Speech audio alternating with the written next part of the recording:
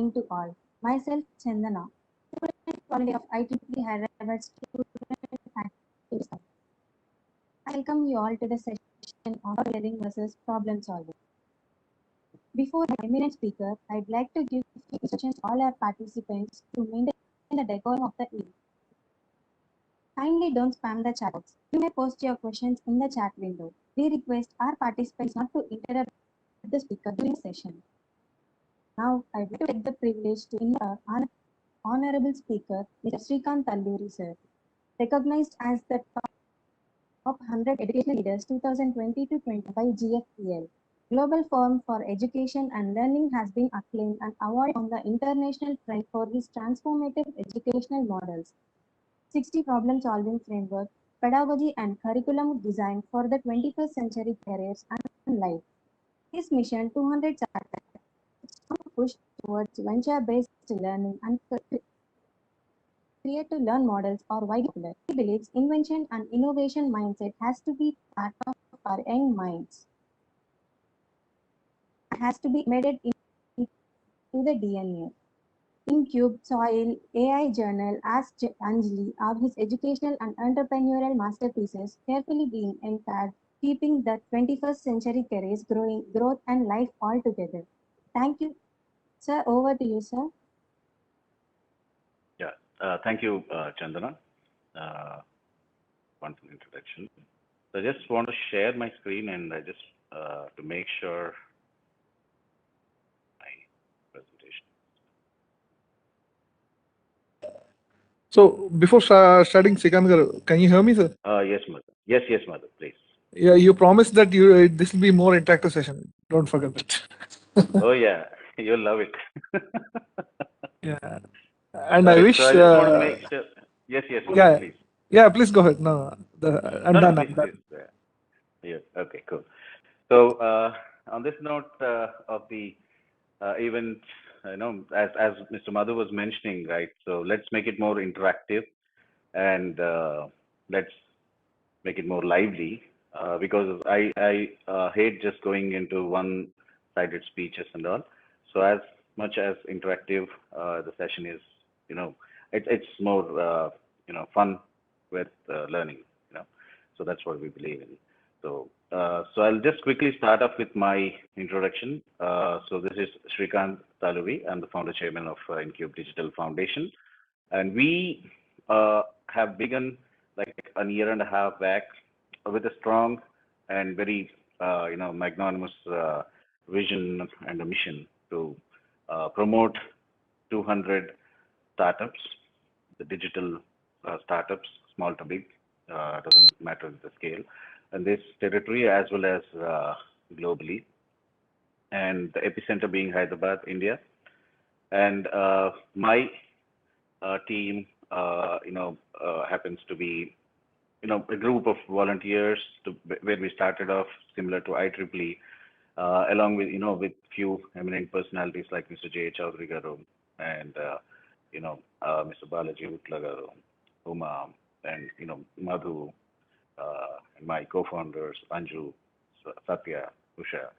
We started off on a very different note that, on transforming the landscape of professional education, but not, to compete with any existing institutions as such, but more like, adding a new dimension to the existing professional education. And that's where today we have come up with few innovative models which are being acclaimed and, awarded.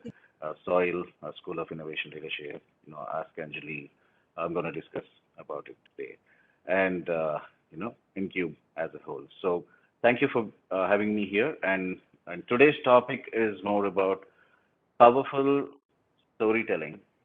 I reiterate, powerful storytelling versus problem solving. So we all have been involved in problem solving one way or the other since our childhood. Consciously or subconsciously we have been, but once we start getting to the professional age and into the professional organizations like IEEE, The scope of problem solving is more at the social and the industrial level, and that's where I want to keep our conversation defined, confined to today. And the conversation is not just about how to come up with the stories. That is a very big subject, but how storytelling actually complements and complicates the process of problem solving. So I encourage anyone to basically throw some light on what problem solving is and why problem solving is really required. Do we really need problem solving, or what exactly is that? We've been hearing it from the industry, from World Economic Forum, that problem solving skills are required. This is the future. But what exactly is problem solving? Please feel free to add your points in the chat, or maybe in a voice response. Yeah.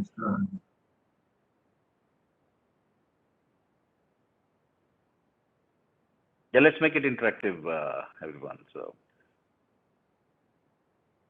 feel free to throw, light from your perspective.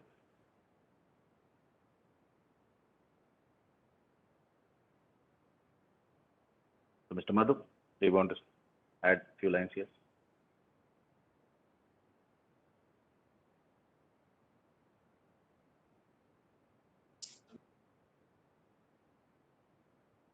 I hope I'm audible. Yes, this is Professor Balasubramanian. Hello? Please. Are you Yes, able to please, hear me? please. Yes, sir. Yes, sir, please. Yeah. Because nobody is responding, so I wanted to just say that problem solving, we have to know whatever the problems are there for the society, for the community. And then we have to see that our solution really solves their problems. One by one we have to take, and the most essential things, and whichever is useful for so many people, that kind of problems we should take. And the way technology is also progressing, so we have to first of all find out the appropriate problems and which will be beneficial for many people, and put our head together and solve it. Wonderful, sir. Yeah. So as Dr. Balasubramanian has mentioned, so basically it's for the society, the needs, and the the requirements or the friction in the society, or their demands when it comes to the citizens or maybe a few sections of the societies, right? So these come from their day-to-day lives, and as a society, as a family, as an individual, as a a team, as a company, and as a territory, as a country, or even today in this pandemic era, we all have a common problem. That's the virus that we are all fighting with. So this comes from people, life, and our life experiences. So why do we need to solve the problems? Is straightforward, for our own benefit or comfort, or to make our lives easier. Okay, and who are going to do this is where the real answers come from. The bigger problems, the bigger the leadership mindset that requires, and organizations like IEEE, governments, individuals, corporates, entrepreneurs, innovators, we're all trying to solve this problem for the betterment and for the progression of our life and as a whole for the societies, right? And we know now, okay, we have established, okay, what, why and who are going to actually get involved in this problem solving. Now, what about the storytelling part? Now, let's get there. So the basic thing, or the basic definition of a story is it has a beginning, it has a middle part, and it has an end. The story has to have an end, technically, right? And that's what I think most of us believe in the, when we are even watching our movies. I'm a big fan of the movies, especially the Telugu feature films. So the stories basically make our life really interesting, and stories communicate a lot. Okay, why a story is important, or why or where the story carries its significance is it communicates the expression, it communicates the feeling, the thoughts, and what people are thinking. When we are talking about problem solving, if we are not able to really correlate with or empathize, is what we call, with uh, the section or the target society that we are working for, there's no point that we'll be able to really even think about giving something that makes sense to them. So we'll get into the intrinsics of that as we progress. But stories makes our life easier. They give us a lot of motivation. They give us a lot of happiness, bliss. At the end, if I have a 4-year-old kid now, and I enjoy a lot of storytelling and story exercises with my daughter on a day-to-day basis. And this takes me back to my school days, or maybe when I was in my school days, and all those memories and all.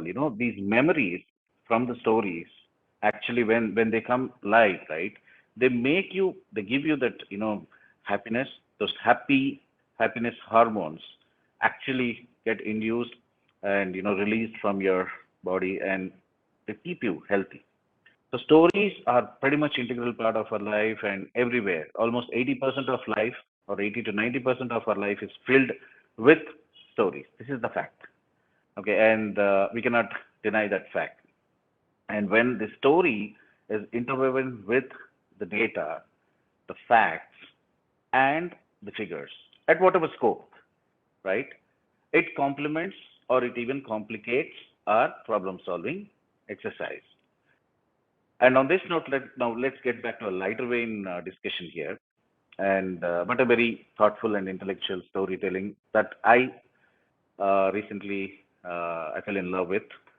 So this is the rainy season, monsoon. I mean, I have pretty good rain from the last 3 days in Hyderabad. We have it here, so I'm assuming the same with Ananthapur and the rest of the places.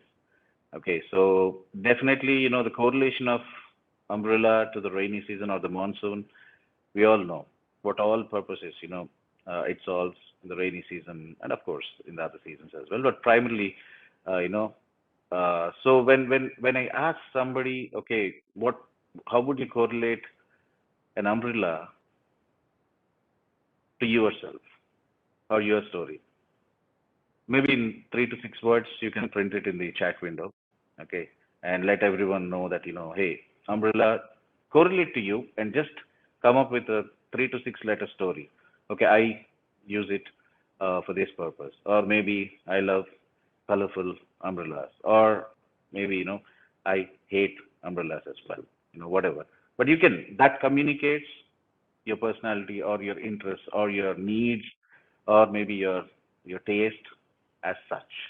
So this is how this umbrella over here immediately flashes us, how it can really help us in our day-to-day lives. But one gentleman, of course, who happens to be with us today, uh, he had a different eye towards, looking at this umbrella.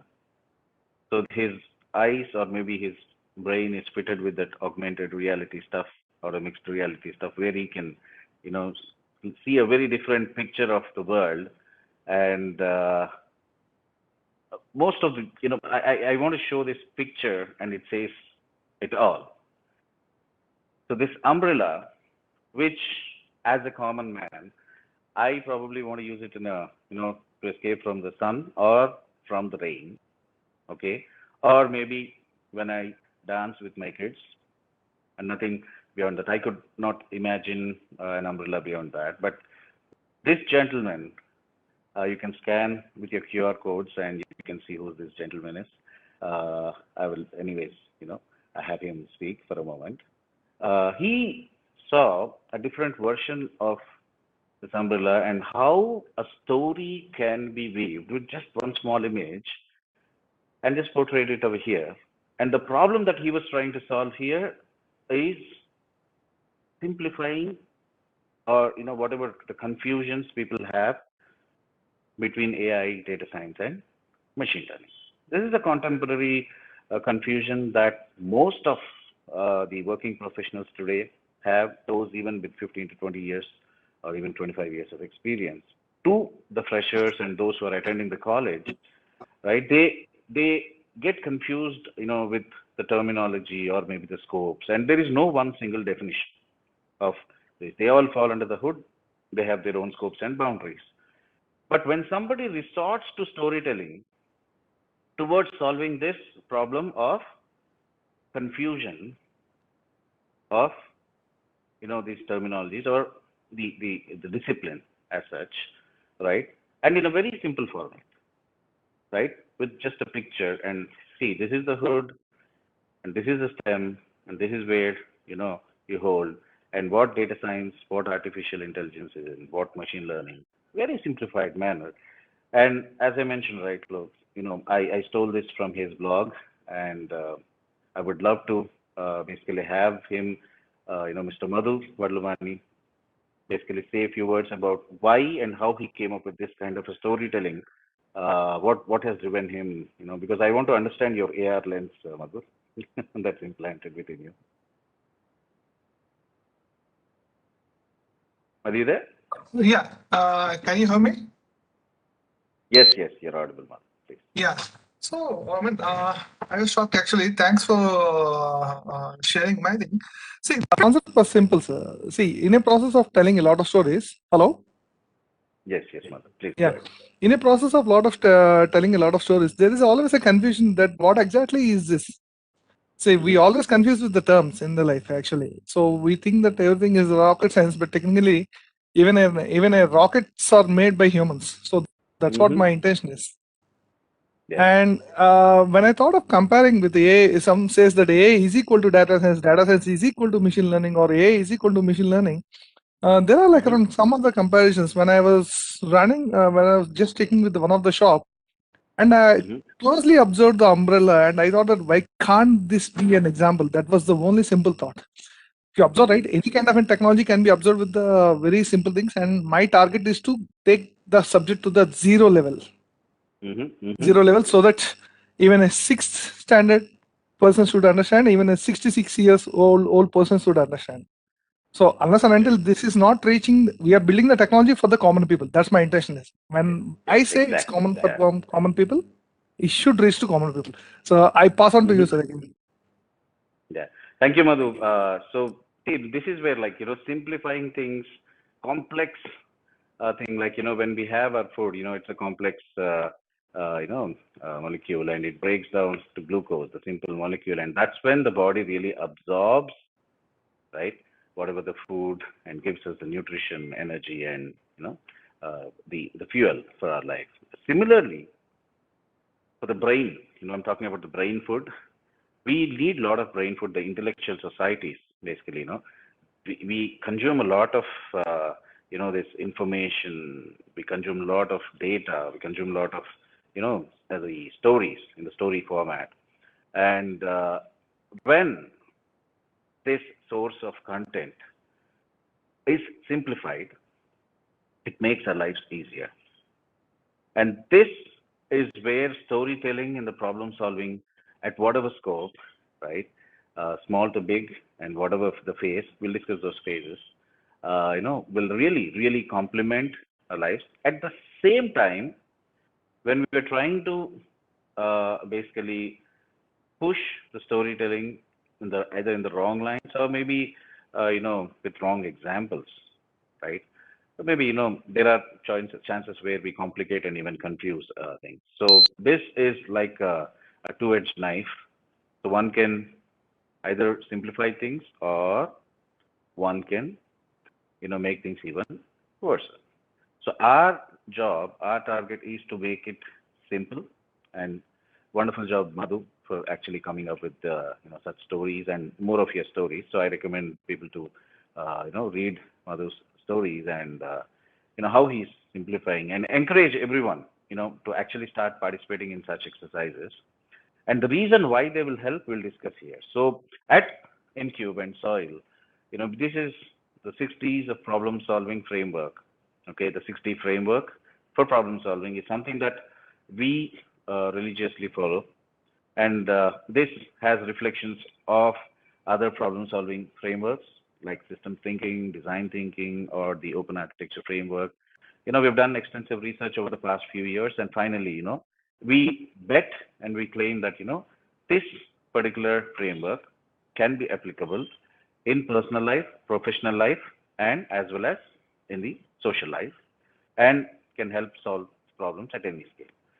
Now, when it comes to the discover part, I go with the correlation of discover versus storytelling, and then for every phase where storytelling really helps or simplify things. So in the discover phase, let us assume we take one problem in and around Ananthapur, a social problem. Okay, can somebody give me a random problem in and around Ananthapur that probably IEEE is planning to solve, or just that you perceived, okay, this could be a problem as such? Or we can have a quick discovery section as well, where you can work internally while we are doing this. Maybe in the agriculture or the logistics now, because of the pandemic, right? There's a lot of gap, and with the blue collar labor, as well as in the agricultural value chain, primarily the rural spaces, where there is okay, just give me 1 second. Okay. Is my screen visible, Renu? Just got a message on the screen saying it's not. Okay, let me be broadcasted.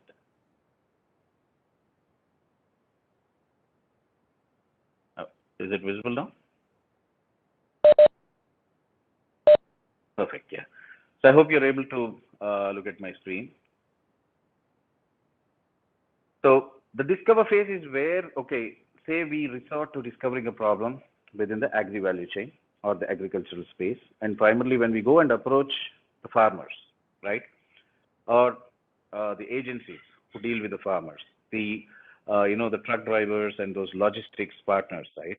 So these are the primary people who are engaged. And before COVID, okay, things could have been different. But when we actually want to identify, we don't even know what the problem is, but we definitely know, since there is a huge, this catastrophe, and there's a lot of chaos going around. Okay, today, a team from IEEE can go and start talking to these stakeholders, that is the farmers and the logistics guys, as well as the agencies. Once we start interacting with them, right, why would they first of all talk to us? Who are we? Why will they, try to explain their whatever day-to-day happenings or the business intrinsics with us? This is where, most of the people in the very first step, when they see that kind of a friction or a very, the response from the common man or the society, right, your target customer, they step back seeing the kind of a friction in interacting with people, and we just, give up then and there itself. That's where storytelling comes into picture, and try to get colloquial ways. It's not like that. You have to go and talk in a very professional tone and all. Get into their lives. Get to talk to them. Spend time with them. Tell them, hey Anna, this is what we're trying to do in the colloquial way. And this is where. And if possible, try to work with them for a day or two. Okay, that is when you really understand their stories. And as I was mentioning, right, stories have this data. It's interwoven with data, facts, figures. Okay, so when we are rendering a story, we weave a fabric, connecting all these dots, and we speak. At the same time, when the other person is talking to us, right, it's the same format that they follow, consciously or subconsciously. And at the receiving end, when we know this framework of the story, we just don't take the message as some information. We try to dissect or extract the pulp out of these stories that we listen to them when we're empathizing, on the ground with the customers or the citizens to whom we are trying to solve this problem, right? When we listen to them, there is a lot of data, there's a lot of, information, there's a lot of, those facts and figures that they package in their own, manner and deliver, and mostly coming from in the colloquial lines. And if we get the ability to extract the pulp out of it, and then that translates into your research data, or that translates into a data which you can define. Hey, now most of the farmers are saying that the trucks are not coming on time, and the agencies having big time problem orchestrating these. This is just a random example that I'm throwing. This need not be the real problem, just for the sake of discussion.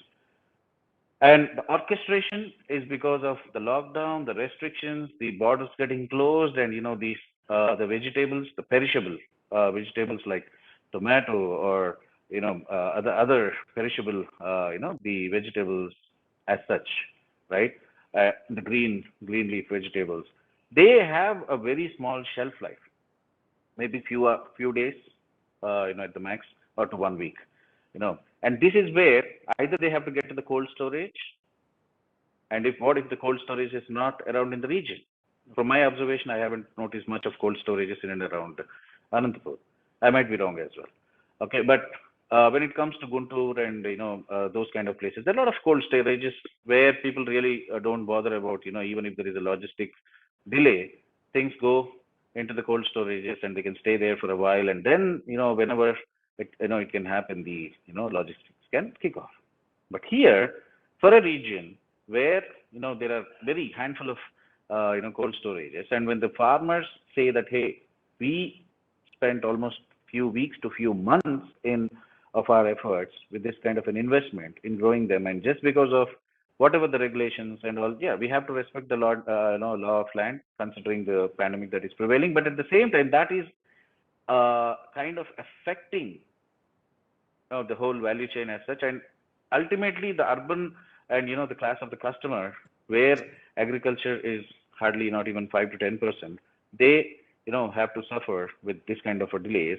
And what can be the problem? What can be those definite problem statements, and how can we extract these? Listening to these stories, talking to them, approaching them with in the colloquial storytelling. Just offer them help and talk to them, tell them about you, tell them about your organization, why you want to get into all these things, how it impacts, have that patience when working. And then once you extract those stories from them, then take the pulp out of them, that is when you get the definite problem statements for which you can start working. So the picture here, right, when you start searching, and basically let me just so this is what I'm referring to. I don't think my pen is working. Anyway. So, when you start searching, things are very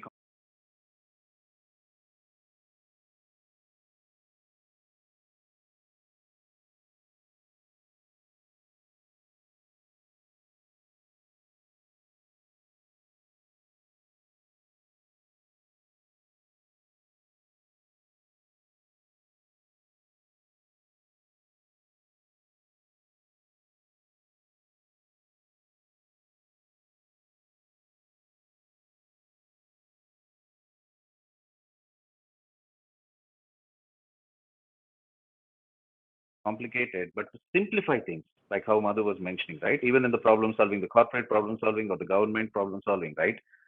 Storytelling is a catalyst. That is the one which quickly changes the, the reactions and gets you the desired output. And then, in the design phase, once you get into your design phases and all, it's mostly a lot of ideation that happens within the team members.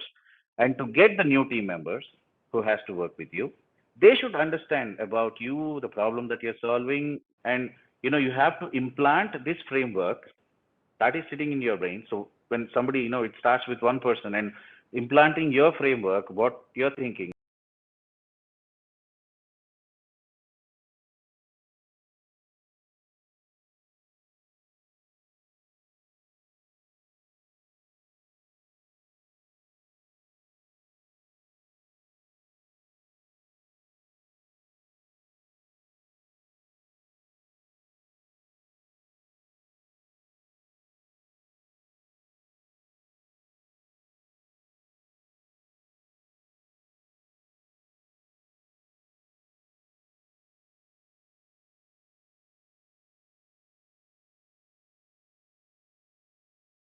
you're thinking, what your observations are, and where you actually, try to define this problem with one or two people, right? Their help, and then pass it on to the team. This is again one place where you need the storytelling abilities. It could be in the written format, it could be in the diagrammatic format, it could be in a small video or an animation that you can do. There are hundreds of formats for storytelling. It could be your TikTok kind of a small short video where you're trying to capture 5 to 10 seconds of the farmer's responses and just collate them into a small 1 minute video, and that gives a lot of feel, the emotion, right?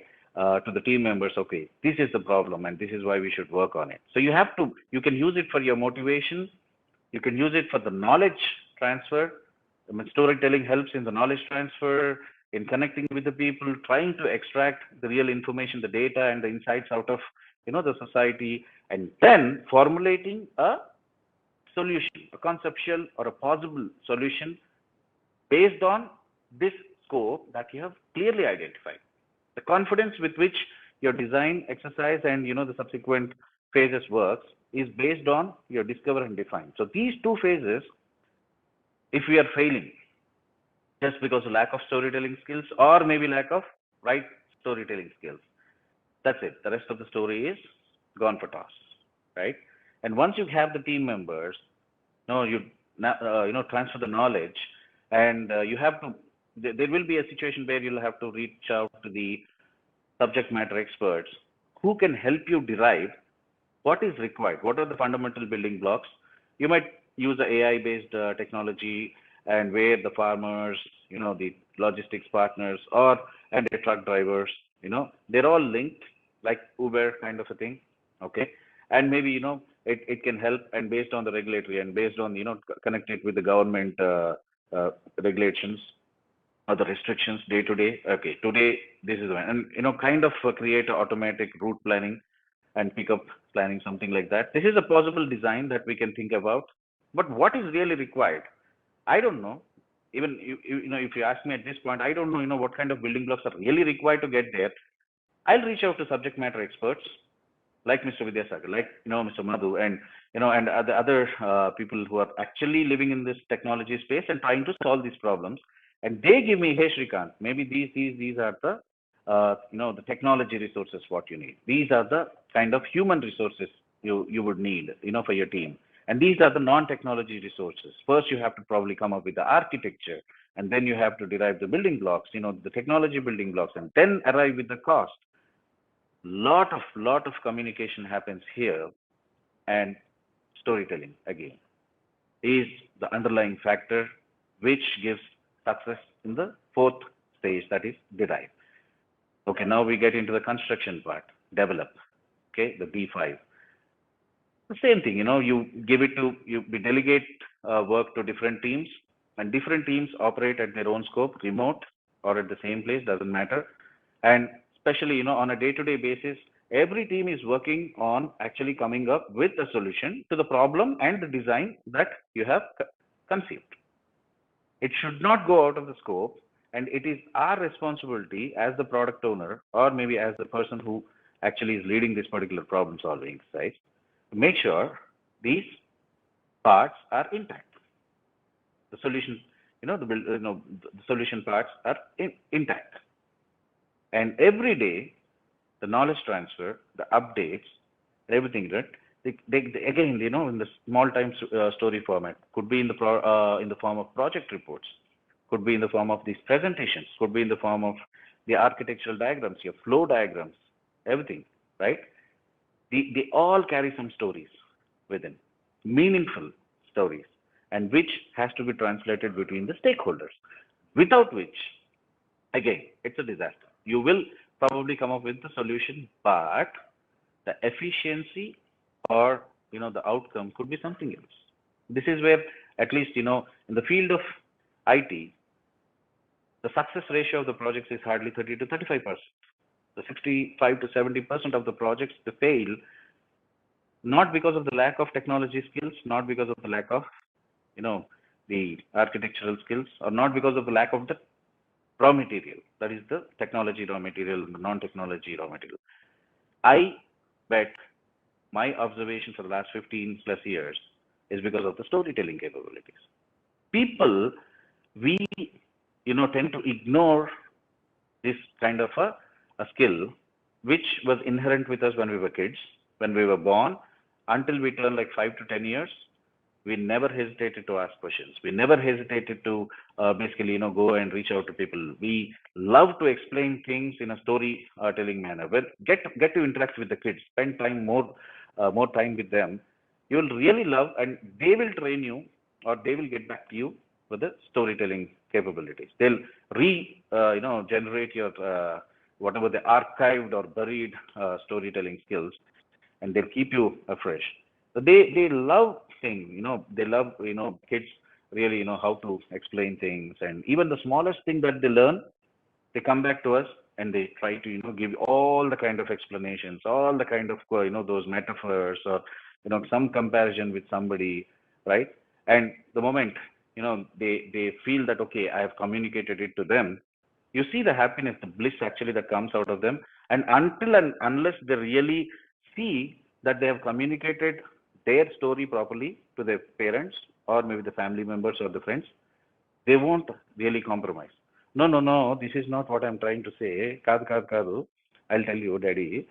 They take time, they reiterate, but which we tend to ignore, or maybe feel like what people we tend to get conscious when people try to observe us in the work mode, or maybe in the social life, that hey, what they might think about me, what kind of impression it really gives upon me. That's all trash. That's where we are actually betting and on the failure of our projects. So the significance of storytelling is quite important. And as Madhu was mentioning about Ask Anjali, I think, the host, I'm sorry. So this is just in 6 words. I asked this team to come up with a story, for this session as well as for the journal that we publish, the Storytelling Hub, where AI stories are written by the high schoolers as such, because and when the team came up with, whatever you're trying to solve, let the world understand what you're trying to do. And they say like, okay, this is our story. So, I mean, I don't want to get into the intrinsics of the story here. This is just an example of how storytelling can convey a message, even in a short and sweet manner. I hope they achieved it, because I am part of their story. I can really correlate. But for those who are actually looking at it for the first time, if it really makes sense, yeah, definitely, you can reach out to the team as well, Ask Anjali at soilcampus.com. They'll be very happy to interact with you and, explain more about their problem solving as such. So on this note, right, I want to conclude saying, storytelling is the most important catalyst that drives our life, personal, professional, and the social life, problem solving at whatever end, and it keeps us actually in a very pleasant, in a stressless manner. Start practicing, the storytelling, and how it can really complement our lives is something that I personally, I'm witnessing. And of course, there are gaps now and then, but still, most of the times, and our journal, similar to, the IEEE journal, we came up with a different version of journal AI, J, where we are encouraging students from undergrad, from high schools, primarily, along with the professional community, but primarily 60 to 70% or the majority of the content should come from the high schoolers, because our ancestors created these storytelling formats, right? All the story banks.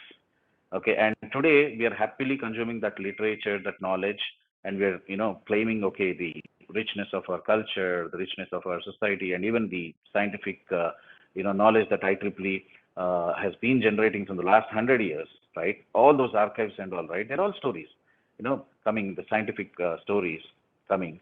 And all these story banks have been helping us for a lot of time.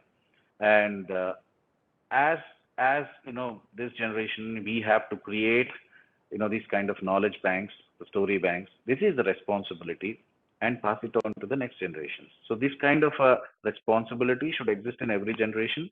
And on this note, I want to conclude here. So let's practice storytelling wherever possible in different formats.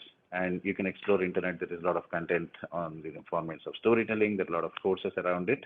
Okay. So enjoy your monsoon with the storytelling. And thank you everyone for giving me this opportunity to present today's topic. Over to you, Rina. Thank you so much, sir, for such a fascinating session. Thank you.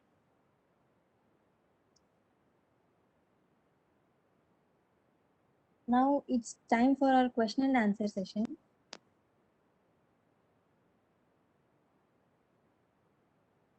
I think there's a question, sir, that describe a time when you faced an unexpected challenge at work. Mm-hmm. Can you come again, Renu? Describe a time Describe when you faced an unexpected challenge at work. the unexpected challenge. Okay.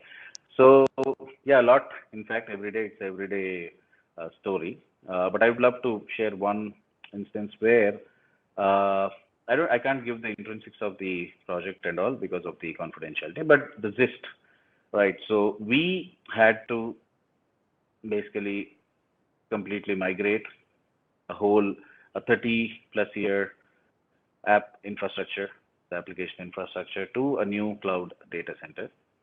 Okay. And the documentation that was provided to us was hardly 2 years old. And the team was roped in. I was heading the team. And to my shock and to the team's shock, we had the data, which is, or the content, right? The stories again, from 2 years, in the history. So it's not a relevant data. It's not a relevant, kind of inputs that we can formulate a strategy, based on those data. And again, there, if when we get back to the, the service, the client, again, they'll come up with a lot of questions, and there is a lot of negotiations saying like, hey, this is the thing. You have to establish the fact, that hey, this is the thing, and interact with them, because it's not a small project that we dealt with. And when we were able to convince the client that hey, this is what is thing, and we're not coming up with any false stories. See, this is the data available, and we can't go forward with a 2-year-old infrastructure data, or what are the application data. There are a lot of integrations, web, a lot of integrations with their call center, with their public facing portal, with their mobile app, and of course the backend and all. So the whole business will come to a halt if you're just going with this kind of a historical data. We need current data, and that's it. A lot of negotiations, leadership negotiations. Again, friction there, because it extends the budget, it extends the time, it extends the whole effort, right? So we did it finally. We were able to communicate, and it was delivered. So these challenges, small to big, exist on a day-to-day basis. Suddenly, when you have important go live scenarios, your staff members, might have some personal or some kind of a health issue, and in the last minute, how do you deal with it?